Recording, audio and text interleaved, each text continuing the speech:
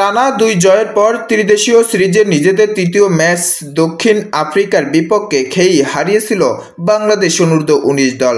তবে চতুর্থ ম্যাচে আবার ঘুরে দাঁড়ালো যুবারা।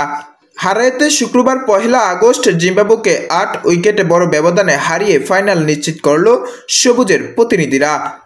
স্বাগতিকদের মাত্র 89 রানে গুটিয়ে দেওয়ার পর 2 উইকেট হারিয়ে 34.5 ওভার হাতে রেখেই জয় তুলে নেয় আজিজুল হাকিম তামিমের দল।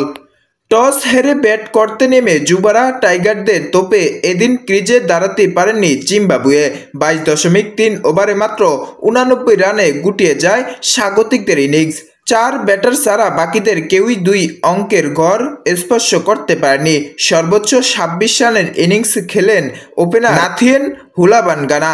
এছাড়াও 20 রানের ইনিংস খেলেন ব্রায়ান্ট এনদিওনি। 27 রান খসড়ায় যুব টাইগারদের মধ্যে সর্বোচ্চ 4 উইকেট নেন ইকবাল হোসেন ইমন। এছাড়া 2টি করে উইকেট তুলে নেন সানজিদ মজুমদার ও স্বাধীন ইসলাম। রানতারায় নেমে ইনিংস শুরুর প্রথম ওভারেই উইকেট হারায় বাংলাদেশ। নিজের মোকাবেলা করা প্রথম বলেই ক্যাচ তুলে দেন রিফাত বেগ। এরপর 16 বলে 20 রান করে বিদায় নেন কালাম সিদ্দিক। তবে অধিনায়ক আজিজুল হাকিম ওপেনিং নেমে এক প্রান্ত আগলে রাখেন। শেষ পর্যন্ত 49 বলে 6 চার ও 1 ছক্কা 47 রানে অপরাজিত থেকে দলের জয় নিশ্চিত করেন। তার সঙ্গী রিজান হোসেন 26 বলে 21 রানে অপরাজিত ছিলেন। জিম্বাবুয়ের পক্ষে 29 রান খসড়ায় 2 উইকেট শিকার করে শেলটন মাজবিতরেরা।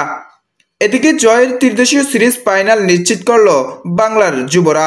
4 ম্যাচে 3 জয়ের প্রোটিয়াদের সমান 6 পয়েন্ট আজিজুল হাকিমদের। অন্যদিকে 4 ম্যাচে কোনো জয়ই পায়নি জিম্বাবুয়ে। ফাইনালের আগে ত্রিদেশীয় সিরিজের আরও 2টি ম্যাচ আছে লাল সবুজদের। 6 আগস্ট দক্ষিণ আফ্রিকা, 8 আগস্ট জিম্বাবুয়ের মুখোমুখি হবে যুবারা। এরপর 10 আগস্ট ফাইনালের প্রোটিয়াদের মোকাবিলা করবে বাংলাদেশ।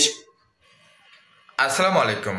আজকের এই স্পোর্টস নিউজটি যদি ভালো লেগে থাকে অবশ্যই আমাদের চ্যানেলটি সাবস্ক্রাইব করে পাশে থাকা বেল আইকনটি অল করে দিবেন, যাতে নিত্য নতুন স্পোর্টস নিউজগুলো আপলোড দেওয়ার সাথে সাথে আপনাদের কাছে নোটিফিকেশনগুলো চলে যায়।